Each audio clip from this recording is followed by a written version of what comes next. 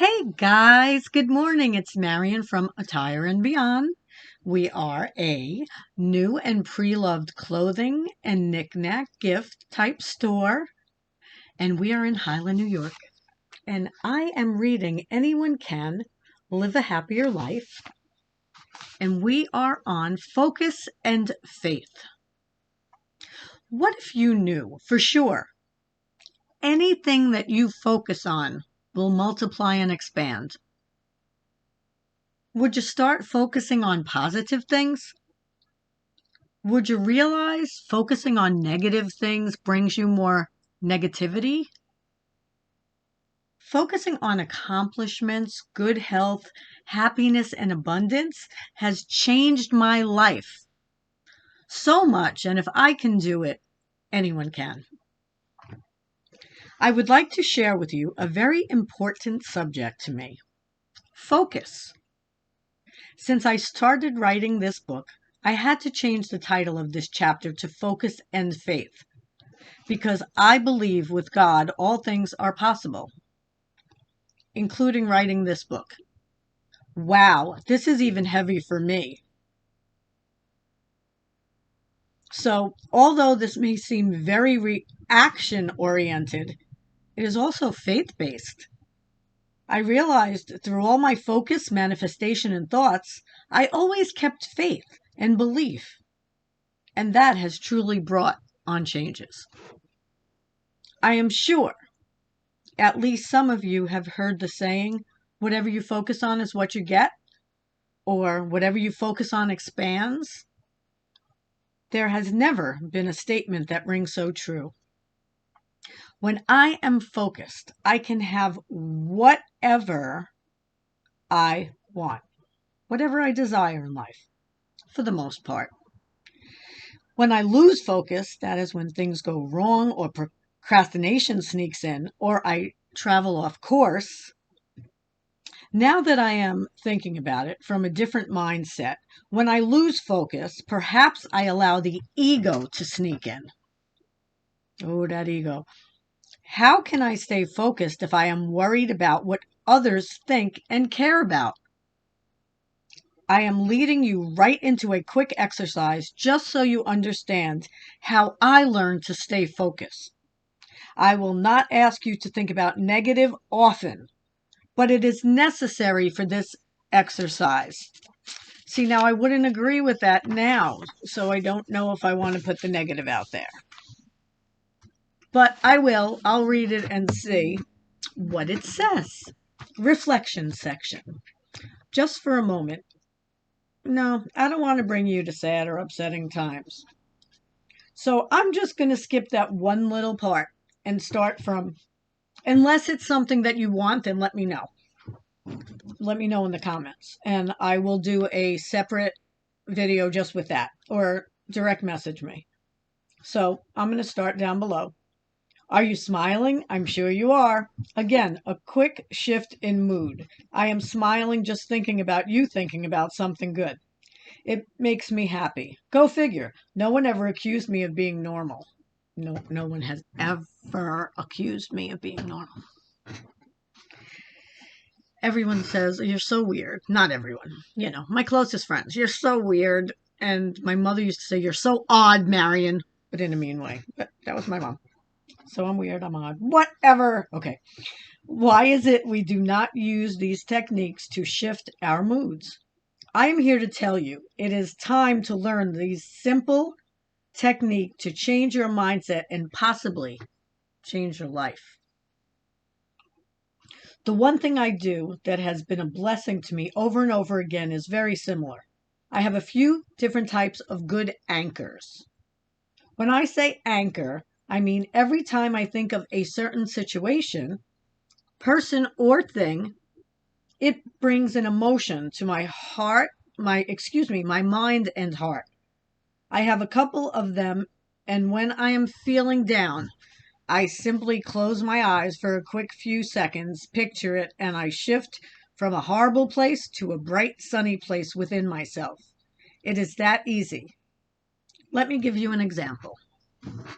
There is traffic in front of me, and we are all doing 20 miles an hour in a 55-mile-an-hour zone. I can choose to get aggravated, or I can focus on something good. I choose to focus on something good. I can't close my eyes, but I bring to mind a situation that brought me joy. It could be anything from a first kiss to getting married to having a child. It can also be as simple as someone smiling at you who you really like.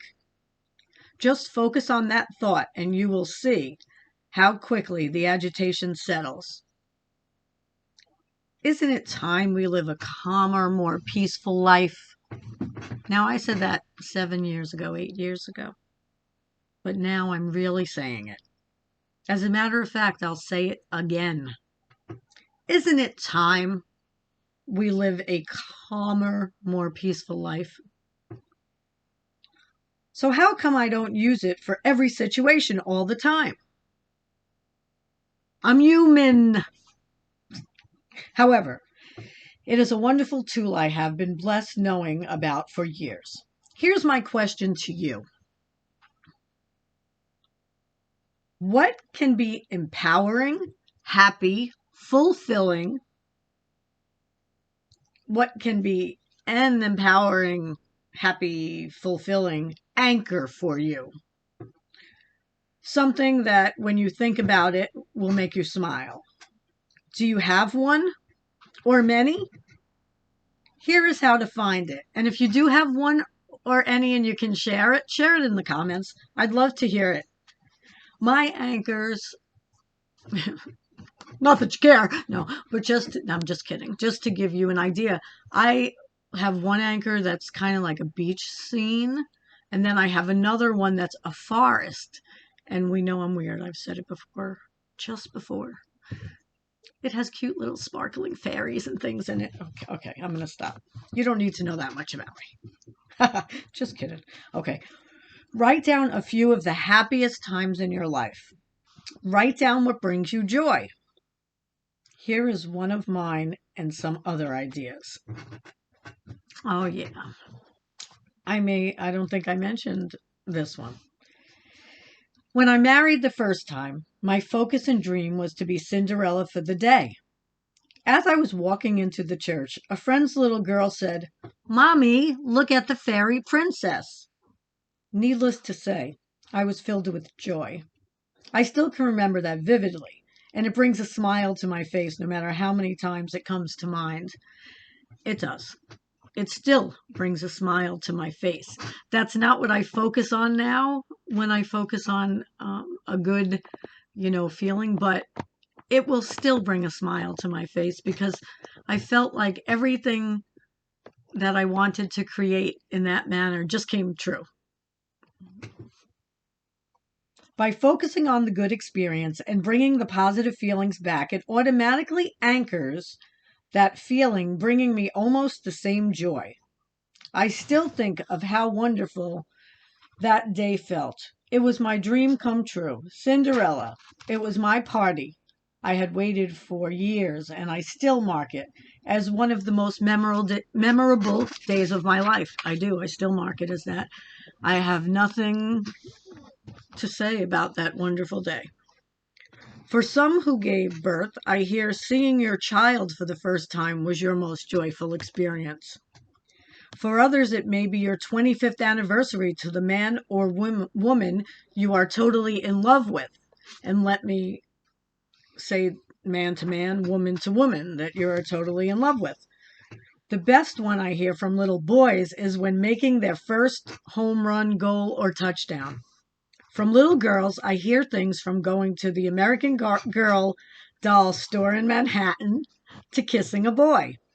From men, I am told, when they landed their first high-paying job or made their parents proud.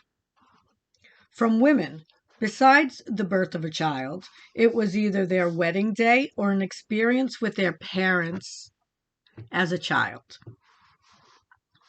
or their children. Everyone has at least one thing they can hold on to as a joyful experience. Even if you have to dig it out, there has to be one little thing. and some have many.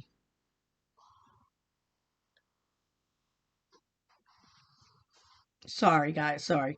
Focus on that when all else fails, and you will see how you can stay in a good place. Again, only for this chapter will you hear about focusing on negative. Here is a story of someone who focused on negative. Let's see, or something. Do you know anyone who is constantly sick and all they talk about is being sick? Maybe it is you. So your friend calls and you say, "How are you?" and wish you never opened your mouth after that. She continues to go on as always with the same ailments, every hangnail, pain, headache, and sniffle. Do those people ever get better? Not usually. It seems to be one illness after another. This is what their primary focus is about, being sick. Then there is the person you do not keep in touch with for 2 years at a time, and every time you call, get the same story as you did last time you spoke. I am so sick, why me? It is all they focus on constantly, so they keep getting more of it. They are exasperating it. If they were focusing on getting healthy, odds are they would either start feeling a little better each day or get healthy. I can say this through my own experience with Lyme, and I can say it again. Had I known at the beginning that I discovered at the end, what I discovered at the end, focusing on the positive, I would have been much better much sooner. However, I wouldn't have learned about focus, faith, or gratitude. So I still am thankful for the experience, and I'm thankful for the experience again. The always ill person. I know her firsthand. She was my mom. And at times, I was brought up with a mom who I truly thought was 10 times sicker than she actually was. And she did too. From when I was a small child, she always talked about heart trouble, as they called it back then, and being ill. When someone else was sick, she had to be sicker. When someone else had a cough, she gave herself bronchitis. If you came in the house and said you had a stomach ache, she got diarrhea and stomach pains. Excuse me. What effect do you have on your own life? Whether you realize it or not, you are affecting your own life. No one on the outside is or can do it to you, except for you.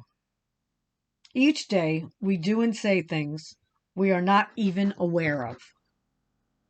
Even if we are conscious of it, we just do not give much thought to how much is affecting us. And now there is a reflection section, but I am going to start with that on our next little place that we meet. Thanks so much, guys. Marion from Attire and Beyond in Highland, New York, reading Anyone Can Live a Happier Life. See you soon.